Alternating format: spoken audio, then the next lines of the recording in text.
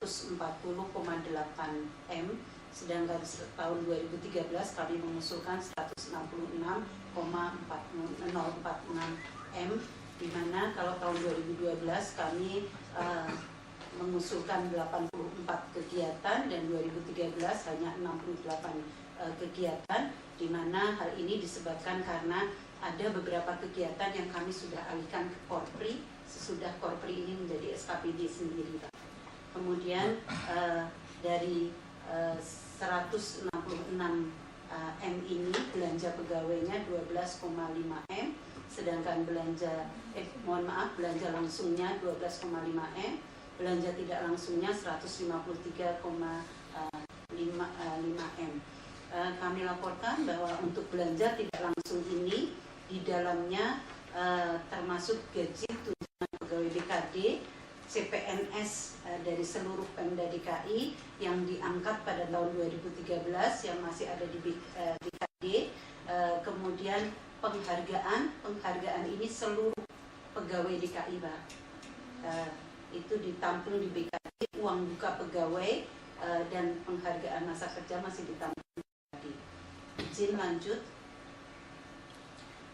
Sampai dengan November 2012 untuk anggaran tahun 2012 penyerapan kami sudah 87,5%, Bapak, dan sisa bulan ini kami masih akan melakukan beberapa kegiatan besar, diantaranya adalah pemberian penghargaan masa kerja pegawai wanita, di mana di dalam pergubnya memang dinyatakan diberikan pada saat Hari Ibu, Pak. Kemudian penghargaan atau pelepasan pejabat struktural, kemudian pengadaan medali dalam rangka penghargaan masa kerja ini pegawai mendapatkan medali. Kemarin kegiatan ini masuk di dalam perubahan sehingga baru kita akan selesaikan bulan terakhir ini. Kemudian aktualisasi nilai-nilai Natal, Pak, reformasi birokrasi, dialog interaktif, dan sumpah janji CPNS menjadi PNS. Ini sisa kegiatan besar kami yang akan kami lakukan sampai Desember. Lanjut. Untuk tahun 2013 kami memiliki 69 kegiatan, tapi dari 69 ini ada 12 prioritas, Pak. Yang pertama adalah terkait dengan pengadaan CPNS, dan yang kedua terkait dengan pengadaan tenaga honorer kategori 2. Izin kami laporkan bahwa saat ini Pemprov DKI Jakarta dengan 76.000 pegawai, dari hasil analisa beban kerja yang dibuat oleh Biro Organisasi, maka kita masih kekurangan pegawai cukup besar, Pak, lebih kurang 17.000, karena dari Biro Organisasi pegawai ideal itu sekitar 96 ribuan gitu, Pak. Nah, untuk pengadaan CPNS saat ini kami sedang menyusun formasi untuk 2013 dan akan diusulkan 5.300 formasi, Pak. Kami laporkan bahwa untuk formasi 2013 ini atau sampai saat ini formasi ini penetapannya masih di Menpan sehingga masih tergantung dengan instansi pusat. Biasanya kalau kita mengajukan 5.300 lebih kurang hanya akan disetujui sekitar 3.500-an gitu, Pak. Izin dalam kegiatan ini kita sudah menggunakan e-rekrutmen, Pak, dan di dalam e-rekrutmen ini semuanya berbasis IT. Perbandingan daripada pelamar biasanya di Pemda DKI ini bisa 1:8, Pak. Jadi kalau kira-kira disetujui formasinya oleh Menpan 3.000 dari 5.000 yang kita usulkan, kita akan punya pelamar kalau 1:8 24 ribuan, Pak. Dan untuk proses ini beberapa tahun yang lalu 2009-2010 kondisinya demikian, kita harus lakukan di Stadion Gelora Bung Karno, Pak, gitu. Dan untuk ini kami mengajukan cukup besar, memang 3M, Pak. Posisi ini hitungannya adalah 180.000 per kapita, Pak. Dari hasil evaluasi BPK saat ini kami sedang dievaluasi oleh BPK terkait dengan rekrutmen. Pendapat BPK 180.000 itu mereka kaget karena di beberapa departemen itu 250-an Pak gitu.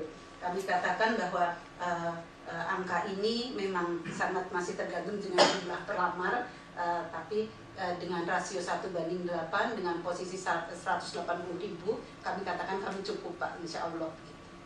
Kemudian yang kedua, saya mau tanya, ini sudah kerjasama dengan BKN ini elektronik rekrutmen langsung hasil kelihatan? Ya Pak, jadi penghitungannya BKN kan memberikan panduan kepada kami. Ya, maksud saya langsung sistem komputer dan ujiannya? Belum Pak. Belum Pak, karena masih diisi dibawa pulang lagi di enggak Pak, itu yang diisi di Stadion Gelora Bung Karno Pak. Langsung hari itu mereka tahu siapa yang jadi hasil lembar jawabannya langsung dikirim ke perguruan tinggi. ini nggak mau. Posisinya masih seperti Itu tidak transparan. DKI sudah ada sistem, tidak bikin bergelombang. DKI tidak boleh lagi seperti itu. Jadi ujian seperti itu tidak transparan. Saya tukangnya ngatur-ngatur nilai itu semua. Jadi bupati, gubernur itu tukang nilainya seperti itu. Kita aturin, digeser-geser semua. Tanya sama Pak Taufik Effendi sebagai Menpan. Saya temukan kasus itu. Dia kasih perguruan tinggi, oknum juga main di sana. Saya di Babel pengalaman ribut soal itu. Jadi DKI kalau masih lakukan seperti daerah tidak boleh ada rekrutmen. Jadi kita tidak mau, ibu teman BKN, ya, kita ini sistem rekrutmen itu betul-betul elektronik. Kalau semua orang punya komputer, kalau tidak ada kita pinjamkan. Dia ada sistem. Langsung ujian hari itu, kan dia CPNS, masih ada interview segala macam. Jadi kalau dibilang hasilnya dibawa, sistem komputer segala macam, bohong. Itu semua main itu. Jadi saya minta izin Pak Gubernur, kalau seperti itu kita tidak boleh ada rekrutmen. DKI kita jadi contoh seluruh Indonesia yang paling transparan menerima CPNS. Jadi tidak boleh lagi ada rekrutmen dengan cara kirim data hasil ujian bohong semua. Kita tidak mau itu. Izin Pak menjelaskan. Jadi pada tahun 2013 kita memang sudah akan mulai dengan sistem CAT Pak. Jadi komputer Jawa Timur sudah lakukan. Ya. Dan hanya kalau itu dilakukan di Pemprov DKI sendiri, pengadaan komputernya untuk sistem CAT ini kita baru usulkan Pak. Enggak, kita nggak perlu terlalu banyak. Kita kan dekat, ini beda dengan daerah. Ya, di BKN ada, kita bisa pinjam fasilitas BKN, tambah dengan kita untuk ujian. Jadi kita ingin betul-betul di DKI, hari ini tes, semua siswa lihat angkanya. Dan bila perlu kita display dengan CCTV, dengan website, kita bisa kerja sama dengan TV, semua orang lihat penerimaan CPNS seperti ini. Kalau tidak, waduh, Bu, semua orang mau DKI, Bu. Siapa saya bisa bayar 150 juta bagi DKI, Bu. Ya, siapa kita nggak tahu, bukan menuduh siapa-siapa ya, tapi sistem. Ya. Jadi DKI bukan soal uang, ini soal sistem. Siapa saya jadi kalau tidak ada, tidak bisa, Bu. Ya. Terus yang kategori 2 gimana? Nah, yang kategori 2 izin Bapak. Yang kategori 2, kami sekarang ini sudah mendata kategori 2 di Pemprov DKI Jakarta itu ada 16.417 Pak posisinya. Nah, penyelesaiannya pun sampai saat ini oleh Menpan belum ada kejelasan. Informasi terakhir dari Menpan adalah mereka akan diseleksi di antara mereka sendiri, gitu Pak. Tapi metode yang akan digunakan seperti apa, kita masih menunggu aturan main dari mereka. Izin Pak, yang terkait dengan kata yang nomor 1 CPNS dan honorer, kami kalau bisa seperti itu kami lebih berbahagia dan kita siap melaksanakan. Kalau perlu misalnya di BKN ada berapa komputer yang tersedia dilaksanakan di sana di BKD dan seterusnya. Tidak perlu paksakan 24.000 orang ikut. Kita bisa bagi per jam. Kita kan mau mengambil formasi kan ada. Kita ingin misalnya SKPD yang mana. Jadi itu bisa diatur. Kalau orang kan milih kan. Jadi itu tidak serentak. Kenapa tidak perlu serentak? Karena soalnya diacak komputer. Itu soal terus dia punya rumus soal yang.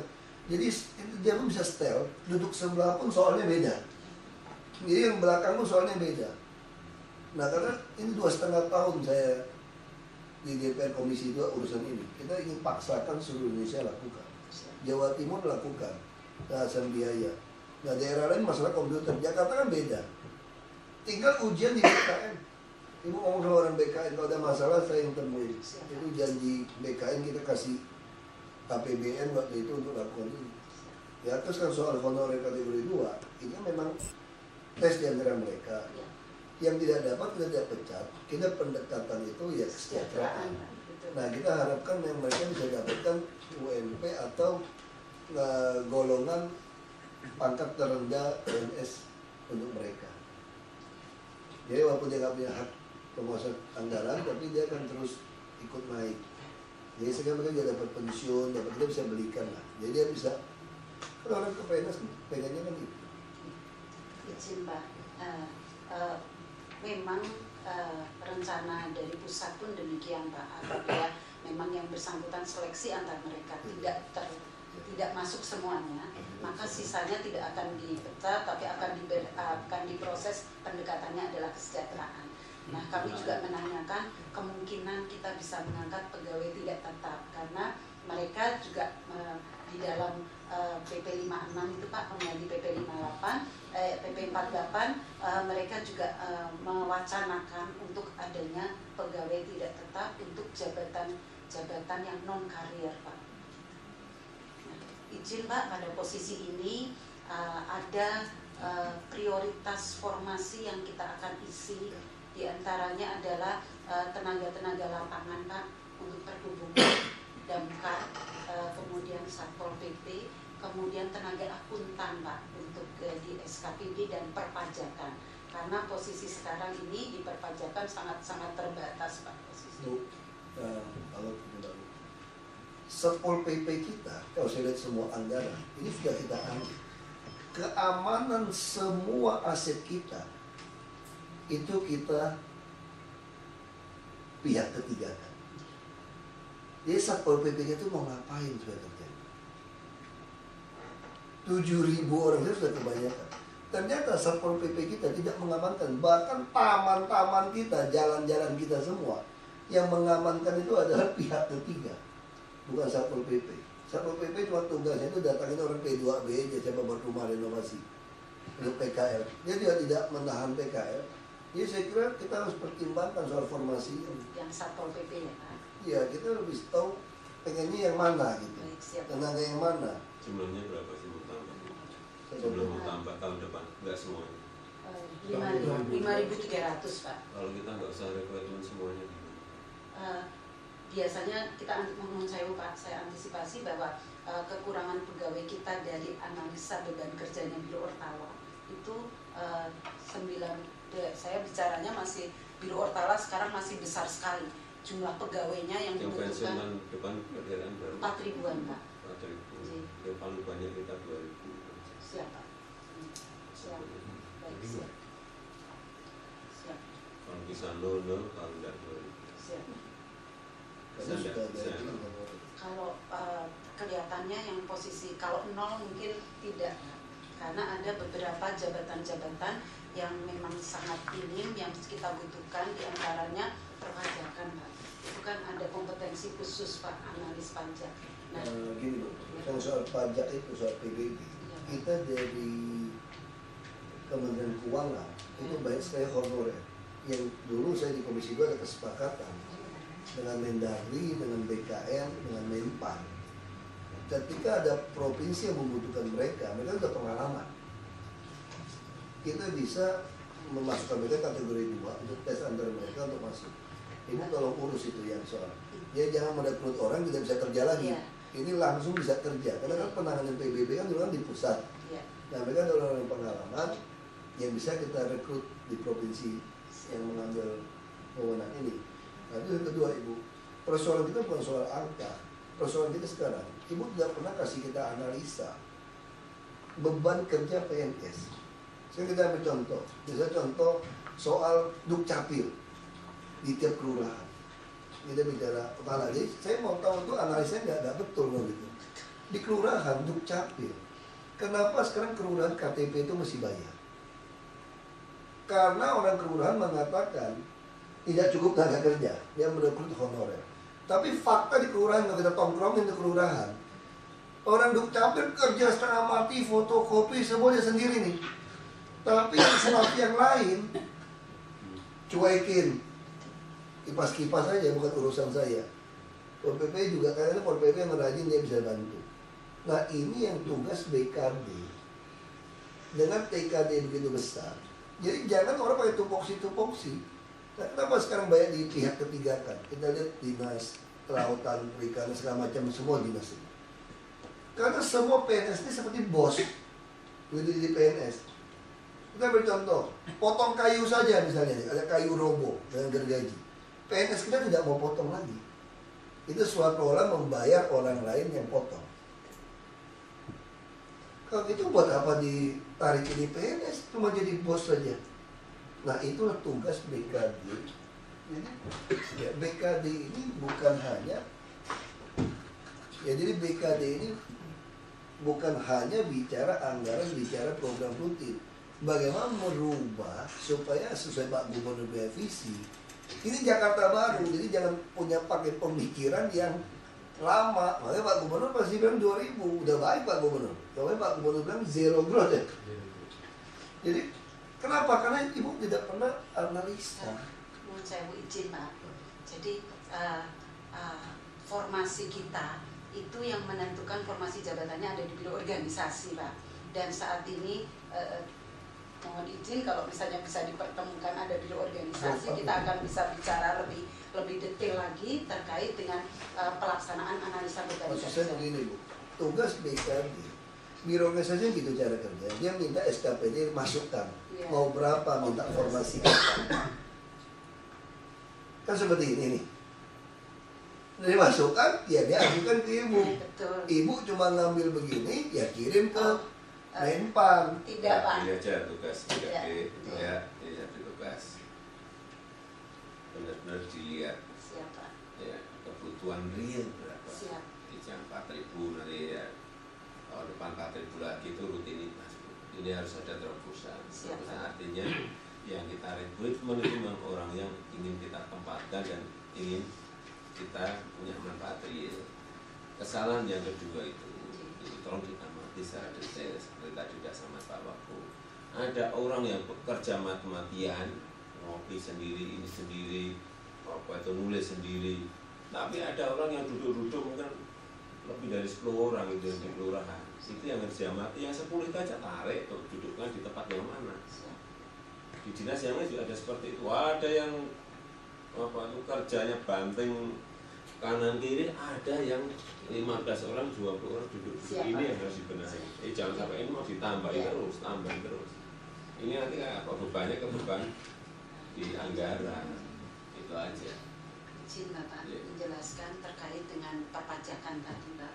Jadi kami koordinasi dengan Kementerian Keuangan, STAN itu memang meluluskan tenaga-tenaga untuk kualifikasi penilai pajak Pak. Mereka memang bekerja sama dengan kita, tapi mereka katakan ini saya hanya punya orangnya, tapi formasi dan statusnya Ibu urus sendiri dengan Menpan. Jadi posisinya seperti itu Pak. Jadi tahun ini kita mendapat 100 Pak dari lulusan STAN yang akan membantu untuk 2013. Posisinya dia seperti magang begitu, kalau nggak salah dinas pajak mengalokasikannya dalam kegiatan untuk tahun 2012 ini. Jadi memang khusus untuk pajak. Baik Pak, siap Pak. Kalau bisa serebrut, kalau enggak ya itu angkanya. Siapa? Mungkin problem kita adalah terkait dengan jumlah pensiun Pak yang 4.000 setiap tahun, termasuk untuk jabatan-jabatan tertentu, khususnya jabatan fungsional kependidikan ya Pak, yang tidak bisa digantikan oleh tenaga-tenaga yang lain. Tapi juga dilihat juga guru juga kebanyakan tidak. Guru kita kebanyakan loh. Mungkin kebanyakan untuk kualifikasi tertentu, tapi kurang untuk kualifikasi. Berarti kan ada kekeliruan kan. Betul Pak. Berarti misalnya guru bahasa Indonesia kelebihan 1.000, ya kan? Ya, Guru biologinya, guru matematika kurang 100. Betul, Nah itu yang ada ketentuan di situ. Yang redesainnya ada di situ, termasuk di dinas-dinas yang lain. Ya. Baca lebih detail lagi, Siap, detail siap, dengan rutinitas yang Baik, siap, Pak. sekarang masuk ke anggaran aja, masih ada enggak? Izin Pak Bu. Ya. ini anggaran. Saya tidak melihat ada ibu memasukkan sistem data online. Jadi kalau saya cek ya, sistem bidang-bidang itu tidak online. Izin Pak, nomor 5 ini kaitannya pengelolaan sistem informasi kepegawaian. Yang kita akan kembangkan adalah online antar bidang di BKT dan online dengan seluruh SKPD Pak. Bisa posisi, tahun ya, depan. nomor 5, ya insya Allah. Jangan Bu, ini mesti pasti nih. Ya, Dengan ini Pak posisinya. Ya. Ya, Jadi kalau tidak ada online nih ngaco nih. iya Pak. Betul. Ya. Jadi ini yang kita lakukan. Tapi kalau melihat angkanya rasanya Makanya Pak Supri, maksud saya, kalau saya melihat, saya berpikir ibu belum bikin sistem online. Nah coba dipecahkan, 124 juta itu apa? RAB-nya apa? Saya mau tahu. Di posisi Oh 5, coba dilihat. di posisi 5 ini. Maaf Pak, kami memang belum buat rinciannya posisinya. Kalau rincian nanti bisa keluar 124 juta. Bukan, belum membuat, nggak kami tayangkan Pak. Di kertas nggak apa-apa. Baik Pak. Pasti dasarnya kan ada. Tidak mungkin keluar 124 juta tanpa. Jadi kalau kita bahas anggarannya, Pak Supri ingatkan semua SKPD. Bahas anggaran itu semua kalau kita tunjuk itu harus bisa masuk ke RAB. Baru kita bisa baca pikiran ibu betul atau tidak. Kalau menurut kami kalau sistem online seperti itu 124 juta saya tidak tahu ya kapan bisa. Jadi saat ini Dulu saya baca laporan ibu ya, kenapa tidak bisa online? Dana tidak cukup, kan selalu itu alasan. Tapi fakta sekarang kan masa 124 juta aja nggak cukup dulu gitu loh. Jadi bagi saya itu agak lucu gitu. izin Pak. Jadi posisinya kan kami bekerja sama dengan KPTI Pak. Jadi mohon maaf dengan Kominfo. Jadi sistem ini memang sudah ada Pak. Sudah ada sekarang. Hanya penyempurnaan daripada masing-masing jaringan tersebut. Dicatat aja. Pokoknya tahun depan berarti semua sistem bidang semua sudah online. Siap. Ya dengan uang segitu harusnya tinggal nyambung. Kalau nggak online berarti ibu gagal Siap Pak. dan bohongin kami berarti Siap. gitu. Ya kan? Terus satu lagi Bu ya soal hasil tes kompetensi. Ya. Saya juga tidak lihat kan uji kompetensi pejabat pegawai potensial 375 juta. Nah ini kita juga mau lihat. Nah sistem transparansi online-nya sampai di mana? Karena faktanya pengalaman saya harap tidak terjadi di Jakarta. Ini ujian kompetensi kita bisa tipu Pak Gubernur, gampang sekali. Saya masih bisa mainkan hasil ujian kompetensi sesuai pesanannya saya. Jadi kalau saya suka sama Pak Sukri nih, ya kayak film James Bond yang baru ibu tonton nggak? Jadi hasil tesnya itu tidak lulus kira-kira gitu loh. Kayak kira-kira gitu Skyfall gitu kan. Jadi dia sudah nggak lulus gitu loh. Tapi kita bisa mainkan. Jadi teknologi tes itu gampang gitu loh. Nah sekarang saya mau tahu sistem kompetensi pejabat ini harus dibuat transparan supaya semua itu tuh tahu, tidak bisa diubah-ubah. Yang Skyfall aja gitu canggih bisa diubah kok. Orang dia sudah tidak lulus, itu tinggal orang manusia yang kita input. Kalau hasil tesnya seperti itu, nah kita ingin bagaimana? Kan itu canggih. Kalau saya untuk tes kompetensi segala macam itu, semua mesti langsung lihat angkanya. Supaya si yang ujian juga tahu. Ini harus apa ini? Teman saingannya pun tahu. Ini harus BKD. Jadi BKD harus pikirkan sesuatu yang transparan. Kan ini temanya Pak Siap, Gubernur dan saya kan. Siap. Jadi kalau BKD tidak bisa mikirkan itu hanya habiskan anggaran Siap. rutin. Siap. Jadi saya harap Pak Gubernur tentu ingin kompetensi ini bukan cuma laporan-laporan ke Pak Gubernur, si A, si B, seperti ini. Nah kita betul-betul ingin tes hasil wajib itu bisa diubah hasilnya soalnya. Nah saya harus kasih tahu kami bagaimana sistem tidak diubah dan transparan. Inspektorat harus awasi itu. Ya. Kalau simpak itu nggak bisa digunakan ya untuk yang kepentingan yang dibangun oleh Simpek ini kan kaitannya untuk proses gaji. tapi kan sudah nama, Oh name, iya, lokasi data-data kan sudah ada sudah ada Pak, semua Nah. data-data yang ada. Saya nggak parsial gitu Iya, maksudnya. semuanya ada. Ya itu yang kita ingin. Transparansi soal kompetensi. Misalnya contoh, saya kan pernah minta sama ibu di unit mana yang ada orang yang pangkat golongan lebih tinggi yang tidak menjabat. Nah kita ingin tahu alasannya apa. Kan sampai hari ini Bu belum kasih ke saya. Sudah Pak. Yang kenapa Sudah, Pak. alasannya itu. Sudah. Belum ya. Itu sudah seminggu sesudah Bapak minta itu sudah ada. Siapa-siapa yang Ya, kontak? yang di kelurahan terutama kan Pak. Ah. Posisinya yang Kelurahan, Ya, puskesmas, puskesmas, yang ya. di SKPD. Sudah kami kirim Pak. Jadi saya cari tadi. Siap. Izin Pak, kami jelaskan yang terkait dengan uji kompetensi. Ya, di lantai 22 kami 21 kami punya assessment center. Kami memang untuk pejabat struktural menggunakan metode assessment center di mana ada multi metode yang digunakan. Jadi bukan hanya tes tertulis menggunakan komputer atau paper pencil test, tapi kita ada FGD, kemudian ada paparan, ada simulasi dan asesornya. Saya tahu maksud saya hasilnya Ya. itu yang kita ini seperti tes pegawai bisa langsung keluar. Jadi itu transparan. Karena kalau tidak, semua hasil tes kalau diolah lagi keluar angka. Saya udah kasih contoh kan, film Skyfall yang bisa diatur lagi kok. Nah saya pengennya begitu tes ini langsung keluar. Jadi langsung secara online orang tahu, nggak bisa diubah. Hari ini kan penerimaan CPNS, ibu tahu nggak masalah di mana? Yang lulus saja diumumkan, tidak pernah yang tidak lulus diumumkan. Alasan banyak, makanya kita pilih-pilih, kita dorong-dorong. Orang saya sama-sama pejabat kok kita bisa aturin mau siapa yang lulus.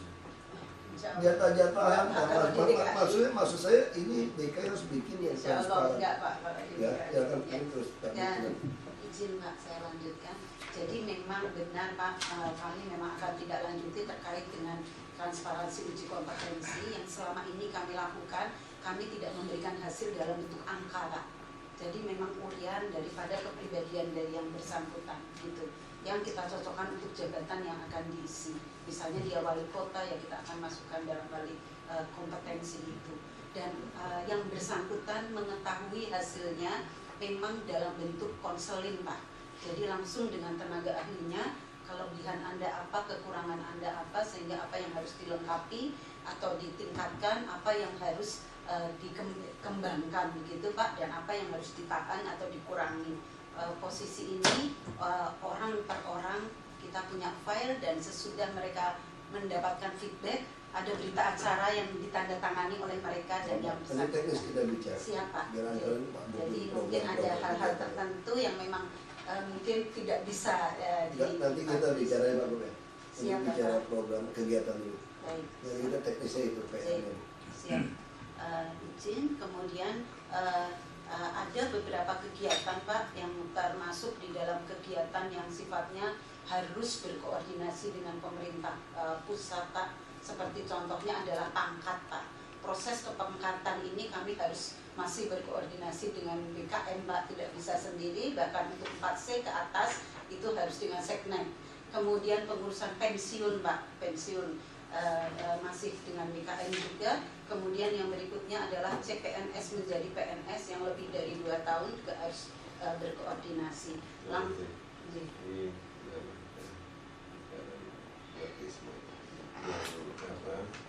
ini mau diprogramkan ke 2013. Satu saja coba disebutannya unggulan itu yang mana sih? Sebetulnya dari 69, 12 ini adalah unggulan kami, ya terutama Unggulannya 1, 2, 3 Pak. Jadi pengadaan CPNS, kemudian reformasi birokrasi adalah pengadaan CPNS keunggulan. Menimbulkan apanya? Memenuhi kebutuhan yang ada Pak, karena ini memang sangat mendesak Pak.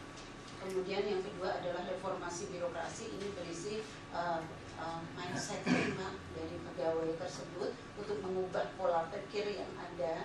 Selama ini yang terjadi adalah kita hanya mengolah posisinya adalah kepala-kepala SKPD sampai dengan kepala bidang Pak.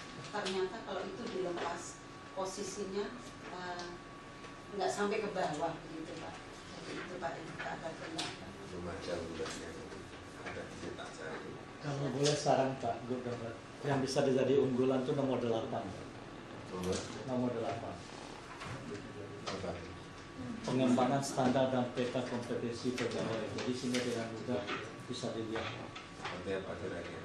anunya, Jadi realnya. di semua SKPD yang kebetulan dia ahli tapi bukan bidang dia, melalui peta kompetensi ini kita bisa lihat. Kita tahu itu. Iya. Di sini tidak ada para, misalnya di bidang keuangannya lemah, ternyata memang tidak punya tenaga akuntansi, tapi di SKPD ini banyak. Cuma Termasuk memang ini Pak, sistem informasi kepegawaian yang terintegrasi online Ya. itu keunggulan ini. Jadi 12 ini sebetulnya menjadi Enggak, unggulan jadi- kami Pak. Enggak, Yang kita jadi prioritaskan maksud Pak Agung itu kalau adalah- terima pegawai bukan unggulan itu rutin. Jadi kita mesti buat terobosan. Misalnya penerimaan TPNS DKI transparan langsung dengan sistem CARE, itu unggulan.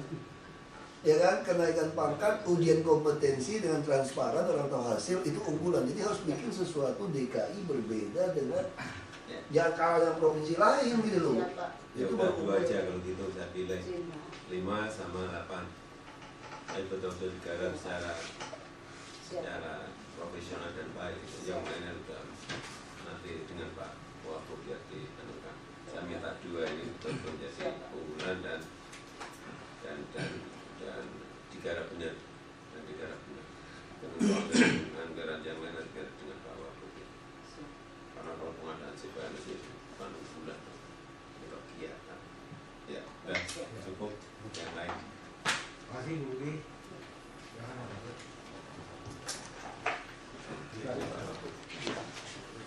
Nanti saya mau tahu saja soal transparansi.